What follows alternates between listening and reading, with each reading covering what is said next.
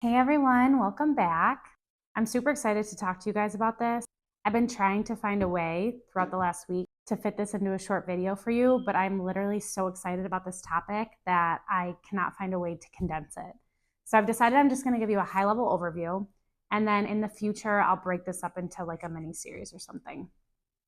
So I am at the end of my first month of progressive overloading at the gym and being in a calorie surplus at home.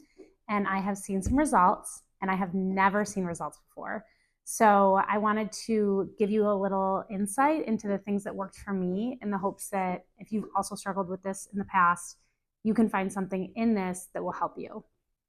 So there's three things that I think really made a difference for me in the last month. If you've ever heard of the 80-20 rule with nutrition and exercise, that if you want to make a change to your body, 80% of that is nutrition and 20% of that is what you do in the gym or wherever you get your physical fitness.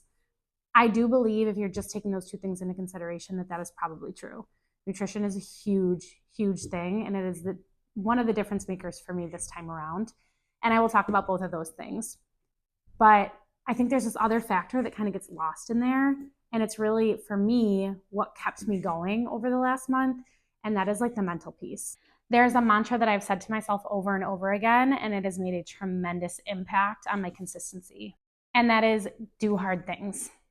And again, like I know that sounds so simple, but for me, and I think this happens with other people, our brain plays this trick on us that we think if it's hard, then it might not be able to be something we can overcome. It might not be something that we should take a risk on. It might not be something we should invest in, right? So I think there are certain times in my training and in my nutrition that things have gotten tough. I say this all the time, but this is a huge factor for me. I have 3 babies under the age of 5. And right now it's the summer. So my oldest is going to kindergarten. He's home with me. The middle one is home with me. And then I have a baby who, gets sick and things like that come up.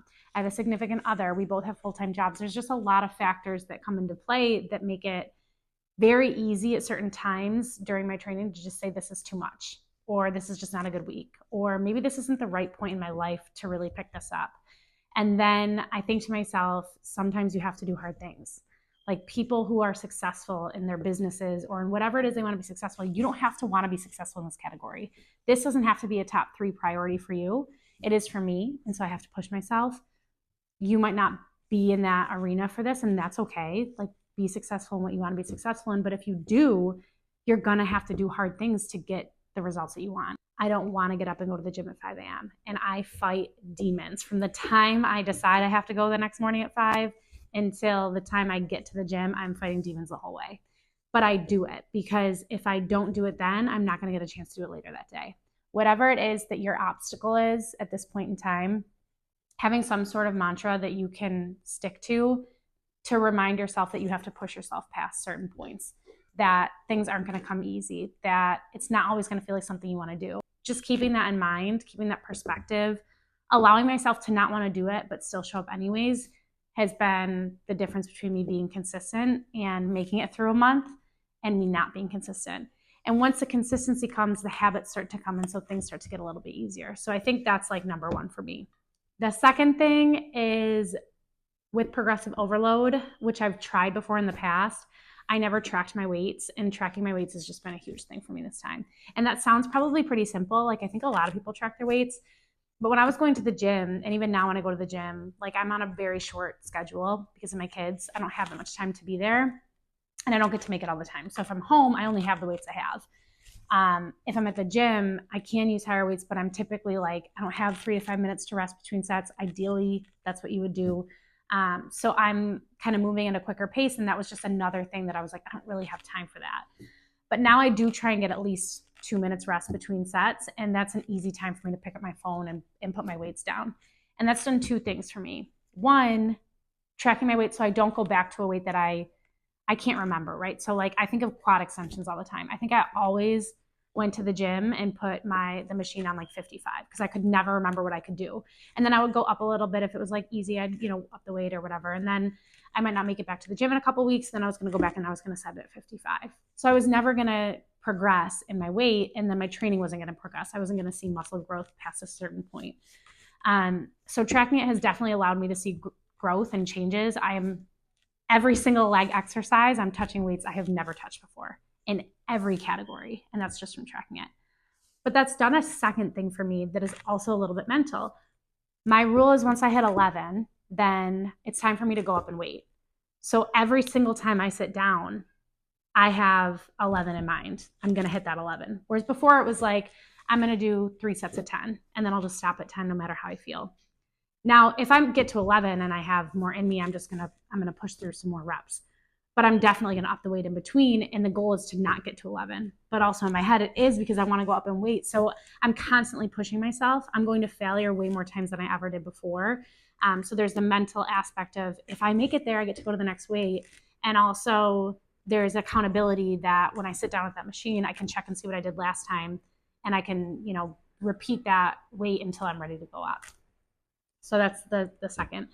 And the third piece really is nutrition. And I know that this tends to be harder for a lot of people because the foods that are in our society, the foods that we eat a lot, the foods that taste really good are really addicting. And so it's really hard to change your eating habit. I can look back at certain periods like decades ago in my life where I made little changes that stuck forever. And those little changes built this foundation for me. And now when I go to make choices, it's a lot easier than starting from scratch. So your nutrition is not going to change overnight, like especially if you're not a healthy eater.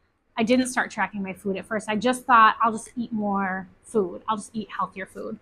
And then when I started to create content for people and I wanted to know, how much protein am I eating? How many calories am I eating? And I started to track, I was way under where I needed to be. I would go to bed at night and I was still hungry. I'm also breastfeeding. I've always kind of had a faster metabolism. And so I was like, I need to make some changes or I'm not going to see any growth. So this time I put on 2 pounds in 1 month, which was my goal. I wanted to gain about half a pound a week. And with that change came a lot of trial and error in the kitchen. So I don't think I've ever had a perfect day. I don't think I've had a day where I hit all my calories, hit all my carbs, hit all my protein, and stay at my fat capacity or under. I do almost always double my fiber. I hit all my vitamins and things like that because I do eat a lot of fruits and vegetables. But getting to the calories, carbs, and protein is still really hard for me. So, but I'm seeing results. So I think that's another thing that I want to say because it might look like, oh, she's seeing results, she's figured it out. I have not figured it out. There's a lot for me left to learn. And I'm always trying to get a little bit better. I'm always trying new foods. I think give yourself some time. If nutrition is new to you, if that's the hardest piece for you, just try to get 1% better every day. Tracking my food has just been a huge thing for me. It's been one of the greatest difference makers. I said that about all 3 things because they really are. I think all 3 of those things combined have made a huge difference for me. So anyways, I'm up 2 pounds for the month, which is so exciting. We're already 1 week into August right now. So I'm kind of into my next month, and I've already thought of some things that, I didn't include in this wrap up that I would include in the future. And also so many things in those 3 categories that I could get into deeper. As always, if there's something that you either want to know more about or something different that I didn't touch on, leave it in the comments. I love to address things, that you're actually interested in. If you want to, be a part of this journey with me and stay along for the ride and see the progress and the ups and the downs and the plateaus and everything in between, hit that subscribe button. I do post at least once a week. And I do try and, stay in touch with what it is that you're looking for. And I will see you guys soon.